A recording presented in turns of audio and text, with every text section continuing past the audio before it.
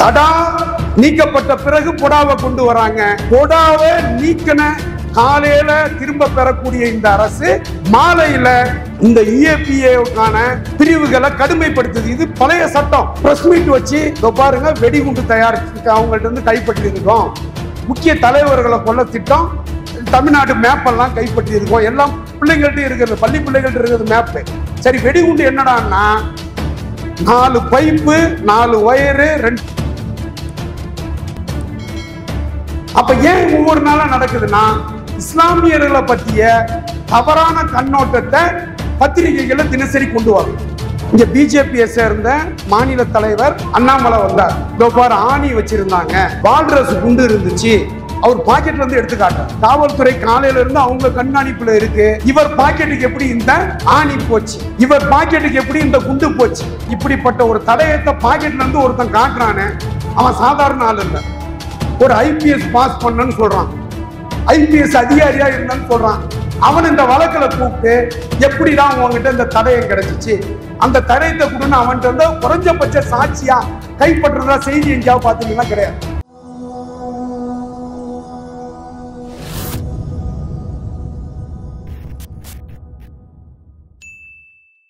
இந்த சட்டங்களை பொறுத்த வரைக்கும் பெரும்பாலும் புரிதல் உள்ள அரசியல் சார்ந்த நபர்கள் வந்திருக்கிறதுனால அதுல ரொம்ப சொல்லல. நம்மளை பொறுத்த வரைக்கும், சட்டத்தை பொறுத்த வரைக்கும் என்ன விஷயம் அப்படின்னாக்கா, கிரிமினல் ஜூரிஸ்ப்ருடன்ஸ் ஒன்று இருக்கு. குற்றவியல் அடிப்படைனா என்ன அப்படிங்கிறது.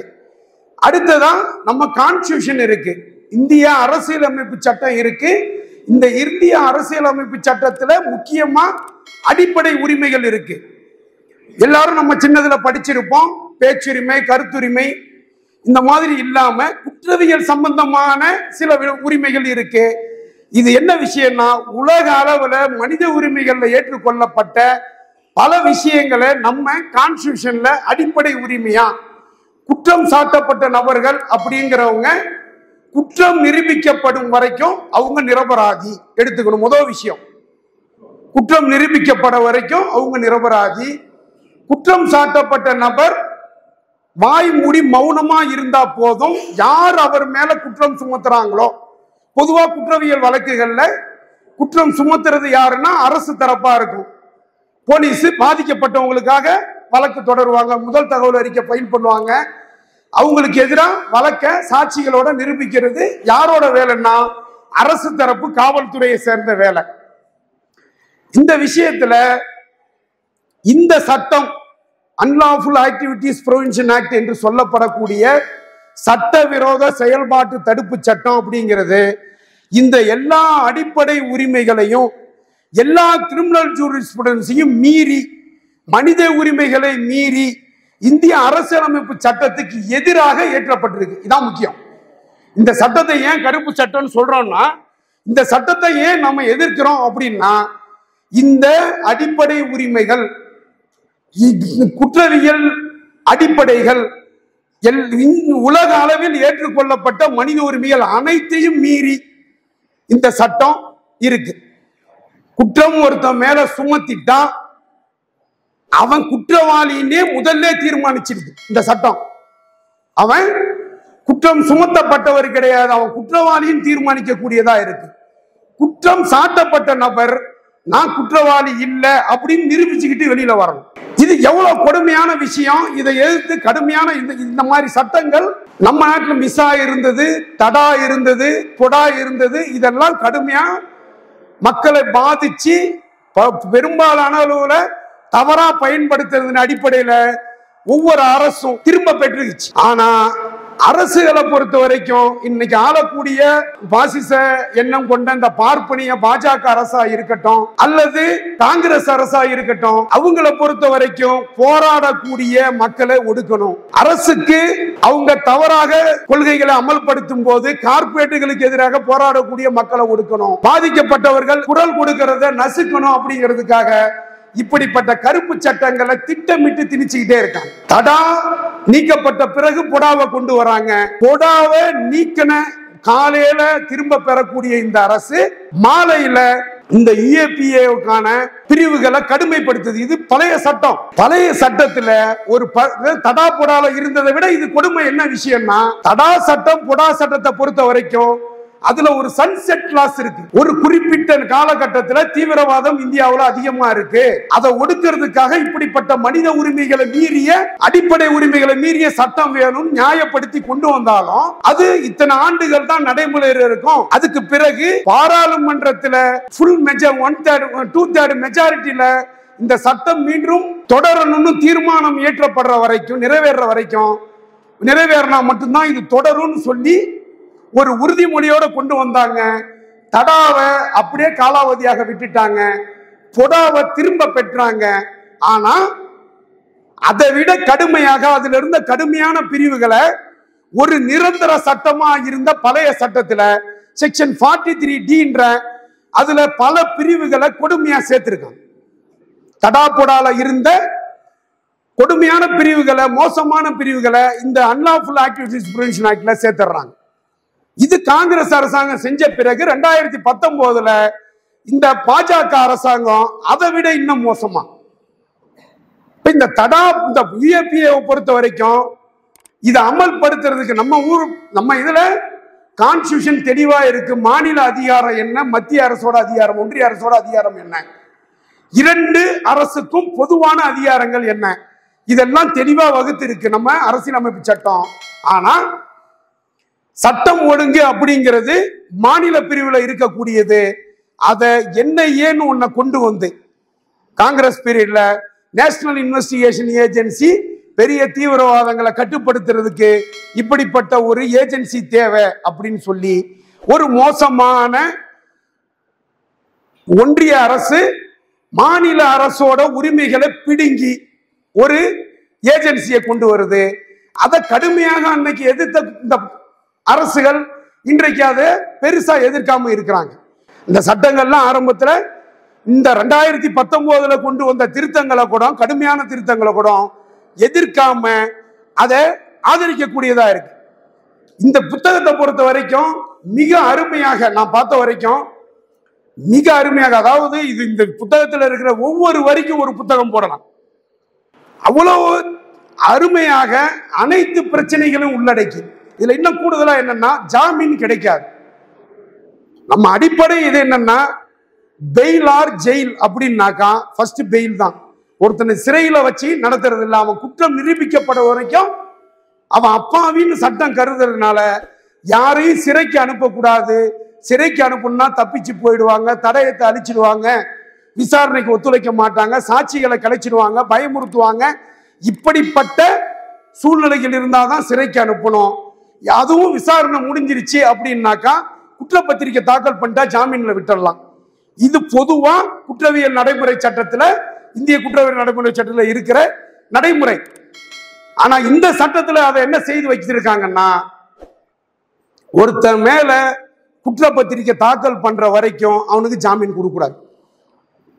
குற்றப்பத்திரிக்கை தாக்கல் பண்ணிட்டு அதுல அவருக்கு எதிராக குற்றம் இருக்குன்னு, முகாந்திரம் இருக்குன்னு நீதிபதி அதை விசாரணைக்கு எடுத்துக்கிட்டாருன்னா அவருக்கு ஜாமீனே கொடுக்க கூடாது. எப்ப ஜாமீன் தரலாம்னா, அவர் குற்றவாளியே இல்லை, அவருக்கு எதிரான ஒரு முகாந்திரம் எதுவும் இந்த குற்றப்பத்திரிக்கை இல்லை அப்படின்னு ஒரு பிரிமா பேசி முதல் நோக்கில் இருக்கு அப்படின்னா ஜாமீன் தரலாம்னு சொல்லு. ஆனா ஜாமீனுக்கான சட்டங்கள்ல என்ன, தீர்ப்புகள் என்ன சொல்றாங்கன்னா, ஜாமீனுங்கிறது ஒருத்தவங்களோட அடிப்படை உரிமை. விசாரணை இந்த முதல்ல சொன்ன அந்த காரணங்கள் ஏதாவது இருந்தா ஜாமீனை மறுக்கலாம், இல்லைன்னா ஒரு ஜாமீன்ல கொடுத்துடலாம். ஆனா இதுல என்ன, ஒரு ஜாமீன் கொடுக்கும் போது ஒரு மினி ட்ரையல் நடத்த வேண்டிய அவசியம் இல்லை. அவருக்கு எதிராக சாட்சிகள் இருக்கா, சான்றுகள் இருக்கா, இதையெல்லாம் நீதிமன்றம் பார்க்க வேண்டிய அவசியம் இல்லை. இந்த முகாந்திரம் எது, தப்பிச்சு போயிட மாட்டாங்க, தடயங்கள் அழிச்சிட மாட்டாங்க, இப்படிப்பட்ட முகாந்திரம் இருந்தா ஜாமீன் தரலான்றது தான் குற்றவியல் அடிப்படை. ஆனா இந்த சட்டத்தில் அதை மீறி ஜாமீன் தரணும்னாவே அவருக்கு எதிராக எந்த ஆதாரமும் இல்லை. அதாவது ஒரு மினி ட்ரையல், இவங்க என்ன வேணாலும் கதையை எழுதி வைப்பாங்க. எழுதி வச்சிருக்கிற கதையெல்லாம் கேட்டீங்கன்னா அபத்தமா இருக்கும். அதெல்லாம் நீதிமன்றத்துல சட்டப்படி நிரூபிக்கப்படணும், சாட்சிய சட்டப்படி நிரூபிக்கப்படணும். அது இருந்தா மட்டும்தான் குற்றவியல் நடைமுறை சட்டப்படி அது தெளிவா நிரூபிக்கப்பட்டா மட்டும்தான் ஒரு குற்றவாளியின் தீர்மானிக்கப்பட வரைக்கும் சிறையில இருக்க வேண்டிய அவசியம் இல்லைன்றது தான் ஜாமீன் தரக்கூடிய நடைமுறை. ஆனா இது அப்பட்டமா இந்த சட்டம் மீறுது. இதனால தான் இந்த சட்டத்துல கைது செய்யப்பட்டவங்க குறைஞ்சபட்சம் 3 வருஷம் 4 வருஷம் ஜாமீன் எடுக்கிறது சாதாரணமா இல்லை. சில டெக்னிக்காலிட்டிஸை பயன்படுத்தி சில நேரங்களில் ஜாமீன் கிடைக்குதே தவிர சாதாரணமா இதுல ஆய்வுகள்ல PUCL போட்ட ஆய்வுகள் சம்பந்தமா சில விஷயங்களை சொல்லி இருக்கிறாங்க. ஜாமீன் கிடைக்கிறது ரொம்ப கஷ்டம். மிக குறைஞ்ச சதவீதத்தவங்க தான் இந்த வழக்குல போனவங்கள ஜாமீன் எடுத்திருக்காங்க. இப்ப இவ்வளவு மோசமான இதுல இப்படி இருக்கும்போது இங்க நம்ம தமிழ்நாட்டில் என்ன நடக்குது, இந்த சட்டங்கள் எப்படி பயன்படுத்தப்பட்டிருக்கு அப்படின்னு பார்த்தா, தமிழ்நாட்டில் முதல் வழக்கு எங்க திருச்சியில போட்டாங்க. கியூ பிரான்ச் ஃபர்ஸ்ட் போட்டாங்க. ஒரு CPM SFI சேர்ந்த ஒரு தோழர் இலங்கைக்கு வெங்காயம் உருளைக்கிழங்கு எக்ஸ்போர்ட் பண்ணிட்டு இருந்தாரு. அவரை பிடிச்சி கேஸ் போட்டான். என்ன கேஸ்னா, இவரு இலங்கைக்கு போனப்ப அங்க உள்ள பாகிஸ்தான் தூதரோட சேர்ந்து இந்தியாவை இஸ்லாமிய நாடாக சதி திட்டம் தீட்டினாங்க. அந்த சதி திட்டம் இங்க இருக்கிற ராணுவ நிலைகளை போட்டோ பிடிச்சாரு. அதெல்லாம் மெயில் மூலமா அனுப்புனாரு. அதெல்லாம் எடுத்துட்டு போய் சிடியில ட்ரை பண்ணி கொண்டு போய் கொடுக்க போகும்போது நாங்க பிடிச்சிக்கிட்டோம். இப்படி ஒரு வழக்கு. இதுல ஒரு 13-14 பக்கம் முதல் தகவல் அறிக்கை FIR. அதை படிச்சீங்கன்னா அந்த 13 பக்கம் படிச்சு முடிக்கிற வரைக்கும் சிரிப்பீங்க. சாதாரணமா இருக்காது. அதுல குற்றச்சாட்டு என்ன மாதிரி பண்ணா, எப்படி ராணுவ நிலைகளை பத்தி சொன்னான்னு கேட்டீங்கன்னா, கூகுள் மேப்ல இருந்து ராணுவ ரகசிய வரைபடங்கள் எல்லாம் டவுன்லோட் பண்ணானா. கூகுள் மேப்ல இருந்து டவுன்லோட் பண்ணானா, அதை கொடுத்தான். இங்க நமக்கு பக்கத்துல ஊட்டி இருக்கு. ஊட்டி வெலிங்டன் பேரக்ஸ் இங்க இருக்கிற கோயம்புத்தூர்ல இருக்கிற பலர் போயிருப்பீங்க. அந்த ஊட்டி வெலிங்டன் பேரக்ஸோட கேட்ட அதோட செவுத்த போட்டோ பிடிச்சி வச்சிருக்கான், வீடியோ பிடிச்சி வச்சிருக்கான். இதான் வழக்கு. நாகப்பட்டினம் மல்லிப்பட்டினம் கடற்கரைக்கு வந்த ஒரு விமானப்படை கப்பல் படை கப்பலை போட்டோ பிடிச்சான். எவ்வளவு அபத்தமானது. என்ன ஊட்டி வெலிங்டன் பேரக்ஸை பொறுத்த வரைக்கும் நமக்கு சாதாரணமா இங்க உள்ளவங்களுக்கு தெரியும், போயிட்டு வந்தவங்களுக்கு. உள்ளுக்குள்ள அது வெள்ளைக்காரங்காலத்துல ஏற்படுத்தின ஒரு ராணுவ பயிற்சி. இது இன்னைக்கு பல சினிமாக்கள் உள்ள போய் எடுத்துக்கிட்டு இருக்கிறான். நீங்க தேவன் பணம் கட்டினீங்கன்னா உங்களுக்கு ராணுவ வீரர் அவன் வச்சிருக்க துப்பாக்கி உட்பட வாடகைக்கு தருவான். அப்படிப்பட்ட நடைமுறை இருக்கிறதுல ஊட்டி வெலிங்டன் பேரக்ஸ் போட்டோ பிடிச்சான், கூகுள்ல இருந்து டவுன்லோட் பண்ணான். இதான் வழக்கு. யாரு இதுல நாங்க எப்படி தலையிட்டோம்னா இன்னும் காமெடியானது என்ன, இதுல என்ன செஞ்சான், அந்த நேரத்தில் போராட்டம் கடுமையா இருந்தது. என்ன, கூடங்குளம் அணு உலைக்கு எதிரான போராட்டம் கடுமையா இருந்த காலகட்டத்தில் இவரை பிடிச்சிட்டு, இது ரொம்ப எல்லாரும் கேள்விப்பட்டு இருந்தது கூடங்குளம் அணு உலை ரஷ்யா அணு உலை. அதனால பாகிஸ்தான் இது யாரு அமெரிக்காவும் பிரான்ஸும் அவங்க அணு உலை விற்கணுங்கிறதுக்காக தரமாட்டதுன்னு போராட்டத்தை தூண்டி விடுறாங்கன்னாங்க. இந்த உளவுத்துறை IB என்ன பண்ணான்னா டெல்லியில வச்சு பிரஸ் மீட் கொடுத்தான். இந்த தமீம் அன்சாரின் கைது செய்யப்பட்ட இவருக்கு பாகிஸ்தான் மூலமா பலம் வாங்கி கூடங்குளம் உதயகுமார் கொடுத்துட்டாருட்டாங்க. நாங்க கூடங்குளம் போராட்டத்தை அணு உலைக்கு எதிரான போராட்டத்தை திருச்சியை சுத்தி நாங்க சில போராட்டம் நடத்திட்டு இருந்தோம். காமெடியா சொல்லிட்டு தான் சிறைக்குள்ள போனேன். நம்ம ஊர்ல இருந்து பணம் போயிருக்கு, நமக்கு கமிஷன் வரலையே, வாங்க கேட்டு வந்துருவோம்னு போனோம். இதுதான் சொன்னது. என்ன மோசமானதுன்னா, இப்படி எல்லாம் சொன்ன உளவுத்துறை அன்னைக்கு கதை கட்டிக்கிட்டு இருந்தாங்க. குற்றப்பத்திரிகையில ஒரு வார்த்தை கூட இதை பத்தி கிடையாது. அந்த குற்றப்பத்திரிகையில கூடங்குளம் அணு உலையை பத்தியோ பாகிஸ்தான்ல இருந்து அதுக்காக பணம் வாங்கி கொடுத்தாரு உதயகுமார். ஆனா அன்னைக்கு கதை கட்டினது கைது பண்ணி. இந்த வழக்கு கியூ பிரான்ச் போட்ட பிறகு இதை NIAவுக்கு மாத்துறாங்க. தமிழ்நாட்டில் அன்னைக்கு NIAவுக்கு போலீஸ் ஸ்டேஷனே கிடையாது. Hyderabad police station, camp office சென்னைன்னு போட்டாங்க. எப்ப 16/9/2012 போட்ட FIR 16ஆம் தேதி இவரை கைது பண்றாங்க. இன்னைக்கு 2024 ஆச்சு. இந்த வழக்குல 7.5 மாசம் கடுமையா போராடி அவரை ஜாமீன் எடுத்துட்டோம். ஆனா இன்னைக்கு வரைக்கும் அந்த வழக்கோட நிலைமை என்னன்னா, 56வது சாட்சிக்கு வாய்தா போட்டிருக்காரு. அடுத்த வாரம் மொத்தம் இருக்கிற சாட்சிகள் பட்டியல 149. இந்த 80 வருஷம் நடத்துவாங்க கிடையாது. ஒருத்தனோட வாழ்க்கையை எப்படி வீணாக்கிக்கிட்டு இருக்காங்கன்றது. ஒரு சிறப்பு நீதிமன்றம் வச்சிருக்காங்க, ஒரு சிறப்பு புலனாய்வு குழுன்னு வச்சிருக்காங்க. ஆனா வழக்கு நடக்கிற விதம் பாத்தீங்கன்னா 12 வருஷம் ஆயிடுச்சு, 59வது சாட்சி. சரி, வழக்கு பெண்டிங் இருக்குன்னு பார்த்தா அதுல ஒரு ஜட்ஜ்மெண்டே கொடுத்துட்டான். இன்னும் ஒரு இலங்கைக்காரன் இந்த வழக்குல சேர்த்தான், ஏட்டுன்னு. அவனை 4.5 வருஷம் ஜாமீன் இல்லாம வச்சிருந்தான். அவனை ஒத்துக்க சொல்லி அதை பத்தி தெரியுமா எப்படி இந்த வழக்குகள்ல தண்டனை தர்றாங்கன்றத பத்தி அடுத்து சொல்றேன். ஆரம்பத்துல இங்க கோயம்புத்தூர்ல 2007 நினைக்கிறேன், MNP மனித நீதி பாசறைன்னு ஒரு அமைப்பு இருந்துச்சு. அன்னைக்கு இதெல்லாம் கிடையாது, எல்லாம் கிடையாது. அந்த அமைப்பை சேர்ந்தவங்க முக்கிய தலைவர்களை கொல்ல திட்டமிட்டு இருந்தாங்க, முக்கிய நகரங்களை தாக்க திட்டமிட்டு இருந்தாங்கன்னு ஒரு சிலரை கைது பண்ணாங்க. இப்ப நடக்கிற ரெய்டு மாதிரி தமிழ்நாடு போலீஸை சேர்ந்தவங்க, கோயம்புத்தூர் போலீஸை சேர்ந்தவங்க இங்க கோயம்புத்தூர்ல பலர் வீடுகளுக்கு சோதனை பண்ணி கைது பண்ணி அன்னைக்கு பிரஸ் மீட் வச்சு இதோ பாருங்க வெடிகுண்டு தயாரிச்சு அவங்கள்ட்ட இருந்து கைப்பற்றி இருக்கோம், முக்கிய தலைவர்களை கொல்ல திட்டம், தமிழ்நாடு மேப்பெல்லாம் கைப்பற்றி இருக்கோம், எல்லாம் பிள்ளைங்கள்ட்ட இருக்கிறது, பள்ளி பிள்ளைகள்ட்ட இருக்கிறது மேப்பு. சரி, வெடிகுண்டு என்னடான்னா 4 பைப்பு, 4 வயரு, 2 பென்டார்ச் பேட்டரி செல்லு, வேற ஒண்ணுமே கிடையாது. இதை வச்சுக்கிட்டு பலரோட வாழ்க்கையை கைது பண்ணி இங்க வச்சாங்க. ஆனா அன்னைக்கு உள்ள அரசு அதுல அன்னைக்கு சில வழக்கறிஞர்கள் போராட்டத்தின் காரணமா இந்த வழக்கு சிபிசிஐடி சிறப்பு புலனாய்வு குழு ஒரு ஏடிஎஸ்பி பாலன்ற தலைமைக்கு மாத்தினாங்க. அவர் விசாரணை செஞ்சு இது முழுக்க முழுக்க பொய்யான சோதனை, இப்படிப்பட்ட எந்த விதமான தவறான விஷயங்களும் அவங்கள்ட்ட கைப்பற்றப்படல, இந்த சோதனை நடந்தது, வீட்டுல போய் அவங்க கைது பண்ணது அத்தனையும் இங்க காவல்துறை ஜோடிச்ச ஜோடிப்பு. இங்க இருந்த உளவுத்துறை ISஐ சேர்ந்த ஏசி ரத்ன சபாபதி அப்படின்ற ஒரு நபர் தான் இதுக்கு முக்கியமான காரணம், இது முழுக்க முழுக்க பொய்யான வழக்குன்னு சொல்லி அந்த வழக்கை ரத்து பண்ணி ரெஃபர்டு சார்ஜ் ஷீட்டிங் மேஜிஸ்ட்ரேட்ல போட்டாங்க. இங்க நம்ம ஊர்ல நடந்தது. இதெல்லாம் 2007 2010 காலகட்டங்களில் நடந்த விஷயம். இங்க அரசியல் செயல்பாடுகள் இருக்கிறவங்களுக்கு தெரியும். கடந்த ஒரு வருஷத்துக்கு முன்னாடி இங்க பாத்தீங்கன்னா சில ஆண்டுகளுக்கு முன்னாடி ஒரு பிரச்சனையை பார்த்திருப்பீங்க. இங்க உள்ள அர்ஜுன் சம்பத்தை கொல்ல திட்டத்தோட சில இளைஞர்கள் வந்தாங்க ஒரு 3-4 வருஷத்துக்கு முன்னாடி. அவங்க எல்லாம் இன்னமும் சிறையில் இருந்தாங்க. அந்த வழக்கை பூந்தமல்லி மாம்பிளாஸ்ட் கோர்ட்ல இந்த NIAக்கான சிறப்பு நீதிமன்றத்துல இந்த வழக்கோட ட்ரையலை எதிர்நோக்கி அலைஞ்சிட்டு இருக்கிறாங்க. சரி, இப்படி எல்லாம் நடக்குதா அப்படின்னு பார்த்தா இவன் கூட யார் யாரெல்லாம் பேஸ்புக்ல தொடர்புல இருந்தான், வாட்ஸ்அப்ல தொடர்பு இருந்தானோ இன்னைக்கு வரைக்கும் தொடர்ச்சியா அவனுக்கு வீடுகள்ல அப்பப்போ போய் சோதனை நடத்துறது, குற்றப்பத்திரிகை தாக்கல் பண்ண வழக்குல. சரி, அந்த மனநிலை 4-5 வருஷத்துக்கு முன்னாடி NIA டைரக்டா போட்டுச்சுன்னா இப்ப நம்ம ஊர் போலீஸ் இங்க செல்வபுரம் போலீஸ் ஸ்டேஷன் இங்க இருந்து ஒரு வழக்கு கடந்த ஒரு 1.5 வருஷத்துக்குள்ள என்னன்னா, ஒரு இஸ்லாமிய பெண்மணி தன்னோட பெண்ணை இங்க ஒரு இஸ்லாமியர் அல்லாத ஒரு இந்து பையன் திருமணம் பண்ணிக்கிட்டான். அவனை இஸ்லாத்துக்கு வர சொன்னாங்க, வரல. அதனால அதுக்கு தடையா இருந்தது அந்த பையனோட அப்பா.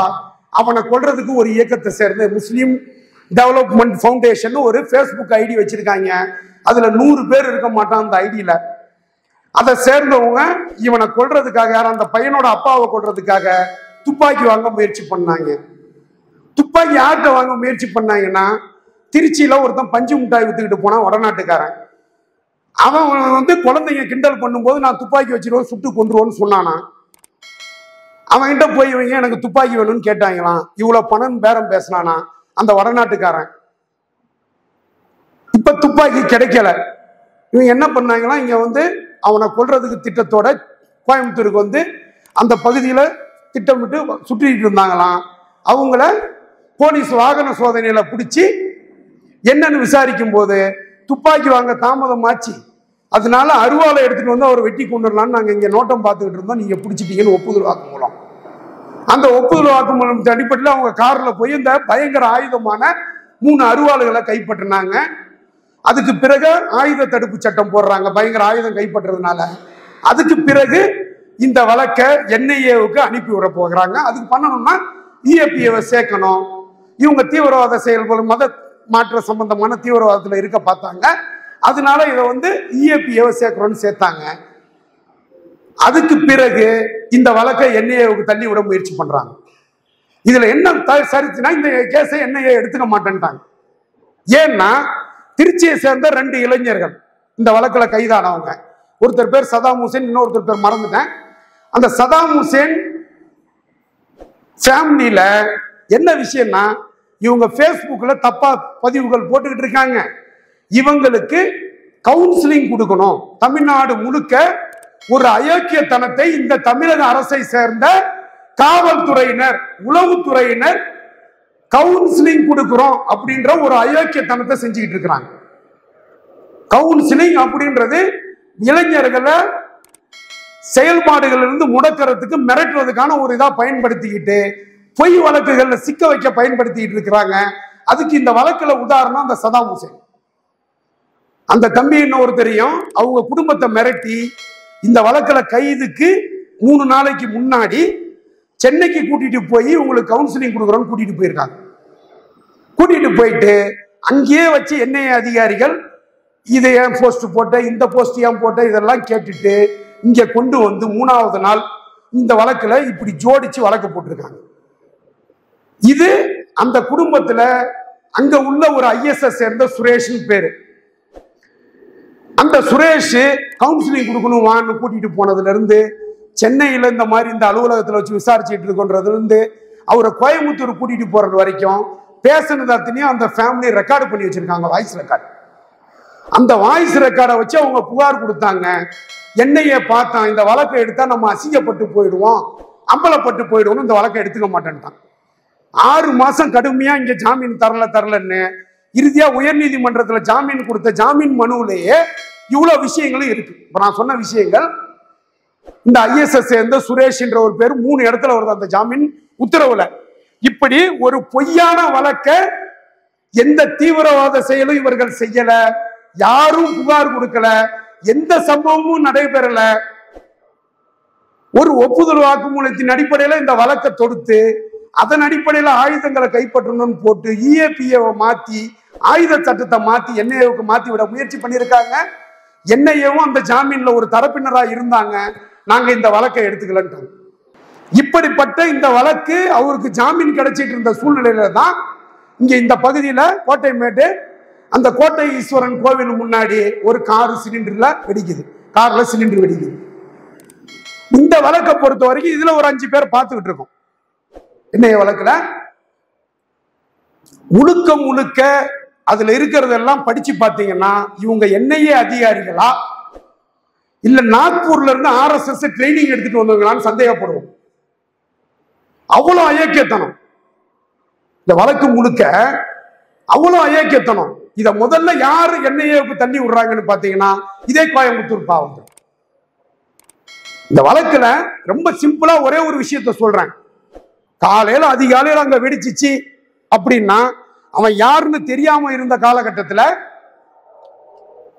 அவன் வீடு காலி பண்றதுக்கு ஹெல்ப் பண்ண சில குடும்பங்கள் போன் பண்ணி அவங்க போலீஸுக்கு இறந்து போனது இன்னாரு எங்க பசங்க சொன்னாங்கன்னு அவங்க தான் தகவல் சொல்றாங்க. நம்ம அப்ப டிஜிபியா இருந்தவர் பிளைட் பிடிச்சி இங்க ஓடி வராரு. வேகமா உட்காந்து இந்த வழக்கெல்லாம் ஜோடிச்சு என்ஐஏவுக்கு வேகமா அனுப்பி விட்டுறாங்க.